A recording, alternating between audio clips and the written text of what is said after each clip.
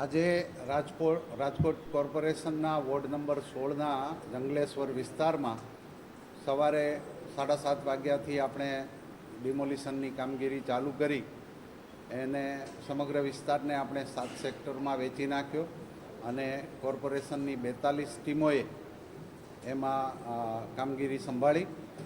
આપણે 63 JCB machine, 7 Hitachi machine, concrete cutter machine, gas cutter machine અને ટ્રેક્ટરો એમ કરીને 260 પ્રકારની મશીનરીનો એમાં ઉપયોગ કર્યો અને ટોટલ 1500 જેવી જે પ્રોપર્ટી આપણે આઈડેન્ટિફાઈ થયેલી એ પૈકી આપણે સાંજ સુધીમાં 1119 પ્રોપર્ટીનું ટોટલ ડિમોલિશન કરી દીધું છે 6 વાગ્યા સુધીમાં. અને અત્યારે બાય એન્ડ લાર્જ બધી કામગીરી અટકાવી દેવામાં આવી છે અને આપણી ટીમો વિડ્રો થઈ રહી છે. બાકીનું કામ આપણે કાલે સવારે પાછું સૂર્યોદય ઉપર ચાલુ કરીશું.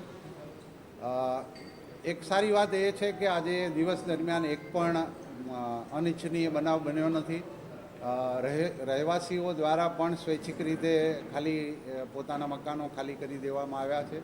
પોતાની ઘરવખરીનો કબજો એમણે લઈ લીધો છે અને કોઈપણ પ્રકારના આપણે સમજાવટ કે બળ પ્રયોગ વિના એ લોકોએ સ્વૈચ્છિકપણે ખાલી કર્યું. એટલે આપણી કામગીરી ખૂબ ઝડપથી આગળ વધી ગઈ અને કાલે બપોર સુધીમાં 3 વાગ્યા સુધીમાં આપણે એ ડિમોલિશનનું કામ સમાપ્ત કરી દઈશું અને સાથે સાથે ત્યાંથી જે એનો મલબો છે કાટમાળ હટાવવાની કામગીરી એ પણ આવતીકાલે આપણે ચાલુ કરીને સાંજ સુધીમાં પૂરી કરવાની ગણતરી છે. બાકીનું જે કાંઈ સફાઈનું કામ રહેશે એ આપણે બુધવારે પૂરું કરીશું. નદીના પટમાં જે આપણા 997 ડિમોલિશન પાત્ર મકાનો હતા, પ્રોપર્ટીઓ હતી, એ પૈકી 681 પ્રોપર્ટી આજરોજ સંપૂર્ણપણે ડિમોલિશ કરી દેવામાં આવી છે. એનો અમે 3 સેક્ટર પાડેલા. એમાં જે એક ભાગમાં ઘણા પાકા મકાનો અને પાકા એટલે ગ્રાઉન્ડ +2 એવા 3 માળના પણ મકાનો હતા. એને તોડવામાં થોડી આપણે હિટાચી મશીનોને પણ તકલીફ પડી અને એનું કામ થોડું બાકી રહ્યું છે. એટલે એ 300 જેવા મકાનો આવતીકાલે નદીના પટના આપણે તોડીશું. એ સિવાય જે આપણે ટીપી રોડના દબાણો હતા એ ટીપી રોડમાં આપણું થોડું ટિપિકલ કામ હતું કે અમુક પ્રોપર્ટી આખી ડિમોલિશ થઈ હતી, અમુક પ્રોપર્ટીમાં પાર્ટ ડિમોલિશ થતો હતો. એટલે આપણે એના કલર માર્કિંગ કરેલા હતા અને એ કલર માર્કિંગ પ્રમાણે પાકા સ્લેબમાં કોન્ક્રીટ કટર મશીનથી આપણે એક લાઇન જેવું પહેલાં કટર મશીન ચલાવતા અને પછી ગેસ કટરથી એના સળિયા કાપી અને ડિમોલિશન કરવામાં આપણે છેલ્લા 2 કલાકમાં થોડું કામ આંકડાની દૃષ્ટિએ ધીમું દેખાયું. સ્થળ ઉપર ખૂબ જ સારું કામ થયું છે અને એવી અન્ય પ્રોપર્ટીઓ આવતીકાલે સવારથી હાથમાં લઈ અને જે નદીના પટમાંથી આપણા સ્ટાફ અને મશીનરી ફ્રી થઈ છે એને આ બાજુ પાકા મકાનો તોડવામાં ઉપયોગમાં લઈશું. સર, શેરી નંબર 29માં ઘણા બધા વૈભવી બંગલાઓ છે જ્યાં અત્યારે ડિમોલિશન ચાલુ છે. અમે પણ ટીવી ચેનલોમાં જોયું અને સ્થળ ઉપર પણ જોયું કે મીડિયાએ એ પાસાને પણ લોકો સમક્ષ મૂક્યો છે કે અમુક લોકોના 4 એસીવાળા મકાન પણ આપણને ત્યાં દેખાયા છે. ઘરમાં તમામ પ્રકારની સુખ સુવિધાઓ છે અને ખૂબ જ એમ કે સારા કન્સ્ટ્રક્શનવાળા અને 2-3 માળના મકાનો પણ ત્યાં આપણને ધ્યાને આવ્યા છે, જેને તોડવામાં આપણને વધારે મહેનત પડી રહી છે. પણ એ જે ગેરકાયદેસર સ્ટ્રક્ચર છે એ ગેરકાયદેસર જ છે અને એને આપણે તોડવાના છે. એના માટે મનપાનું તંત્ર કટિબદ્ધ છે અને એ કાર્યવાહી આપણે કરી જ રહ્યા છીએ. સર, હવે પછી જે મકાનો તોડવામાં આવ્યા છે એમાં ફરી એકવાર આ પ્રકારનું કન્સ્ટ્રક્શન ન થાય તે માટે શું તૈયારી કરવામાં આવશે? આપણે લાંબા સમયથી આ બધા રહેતા હતા. બહુ સારો પ્રશ્ન છે. આપણે જે પહેલાં એમ કહું કે ટીપી રોડનો જે આપણે ડિમોલિશન કર્યું તો આપણે ટોપ પ્રાયોરિટીના ધોરણે ટીપી રોડનું નવીનીકરણ એટલે આપણે નવો જ રોડ થયો છે કરવાનો છે. એ નવો રોડ કરવાનું આપણે આયોજન એવું નક્કી કર્યું છે કે ગુરુવારથી સોમવાર સુધીમાં એનું ખાતમુહૂર્ત કરીને નવો રોડ બનાવવાનું કામ ચાલુ કરી દેવાનું છે અને 7 થી 10 દિવસમાં આપણે એ આખો ટીપી રોડ બનાવી દઈએ એવી એમ કે કાર્યક્રમની અમે આખી રૂપરેખા તૈયાર કરી નાખી છે. માનનીય કમિશનર શ્રીના અપ્રુવલમાં મૂકી દીધું છે અને આવતીકાલે જ્યારે સંપૂર્ણ ડિમોલિશન અને ડેબ્રી હટાવવાની કામગીરી થશે એટલે રોડને આપણે સૌથી પહેલાં તબક્કામાં લેશું. જે નદીના પટના દબાણો છે એ આપ સૌ રાજકોટવાસીઓ છે એટલે આપને ખબર હશે કે 2024ના પૂરમાં જ્યારે ત્યાંના રહેવાસીઓનું રેસ્ક્યુ કરવા માટે અમારી મહાનગરપાલિકાની ટીમ ગયેલી તો એ ટીમને અમારે રેસ્ક્યુ કરવા માટે ફાયરને મોકલવી પડી. એટલી ખરાબ વોટર લોગિંગની પરિસ્થિતિ ત્યાં થતી હોય છે.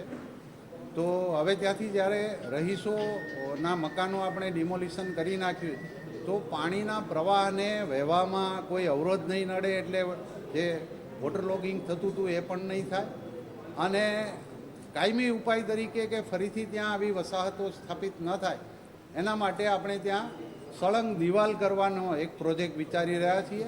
એ હજી કન્સેપ્ચ્યુલાઇઝ થઈ રહ્યો છે અને એને મૂર્તિમંત થવામાં બહુ જાજી વાર લાગશે નહીં.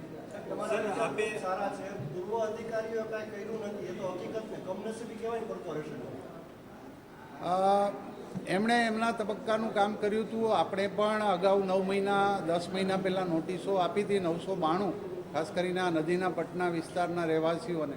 ત્યારે પણ એમને સુનાવણીની તક આપવી એવું હાઈકોર્ટે કીધું કારણ કે એમાં 91 પિટિશન થયેલી અને એ વખતે હાઈકોર્ટે એમને બીજી કોઈ રાહત આપવાને બદલે એમને ઇન્ડિવિજ્યુઅલી સાંભળવા અને એમના પુરાવાઓ રજૂ કરે એનું મૂલ્યાંકન કરવું એવી સૂચના આપી હતી. એટલે આપણે એ બધા જ પરિવારોને નોટિસ આપીને ફરીથી સાંભળ્યા અને એના ઉપર નિર્ણય લીધો. સર આપે વૈકલ્પિક જગ્યા અત્યારે સીધે આપણે કોઈ ઓફર નથી કરી પણ આપણી આવાસ યોજનામાં મકાનો ખાલી છે અને એની પાત્રતા માટેના જે ધોરણો છે એ પાત્રતા ધરાવતા લોકો જો અરજી કરશે તો આપણે એની પાત્રતા ચકાસીને એને આવાસ આપવા માટે કટિબદ્ધ છીએ. બીજું કે આપણે જે અર્બન હાઉસિંગ પ્રોજેક્ટ એટલે આવાસ યોજના હેઠળ નવા પ્રોજેક્ટ વિચારી રહ્યા છીએ એમાં બીજા 3,000 આવાસ બનાવવાનો લક્ષ્યાંક છે. એમાં પણ અમને પાત્રતાના ધોરણે આપણે સમાવી શકશું. એટલે જે વિસ્થાપિતો છે એને પણ એક પોતાના ઘરનું ઘર પ્રાપ્ત કરવાની તક રહેશે. સર આપે કીધું કે 1,000 જે ડિમોલિશન છે કરવામાં આવ્યું છે 1,000થી વધુ બાંધકામો દૂર કર્યા. કેટલા ચોરસ મીટર જગ્યા ખુલ્લી કરાવાઈ અને અંદાજે આની બજાર કિંમત કેટલી ગણી છે?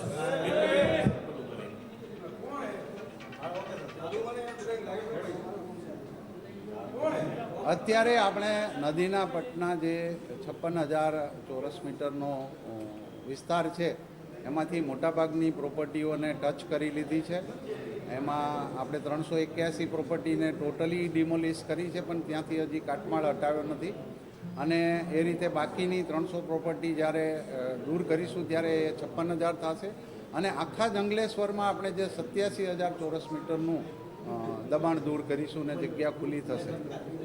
સર આની આખી વેલ્યુએશન કેટલી થાય છે? આપણે દબાણો દૂર કરશે આ જે સરકારી જમીન છે એની વેલ્યુએશન આપણે વેલ્યુએશનના પહેલાંમાં અત્યારે પડ્યા નથી કેમ કે આપણે એને કોઈ કોમર્શિયલ એંગલથી નથી જોતા.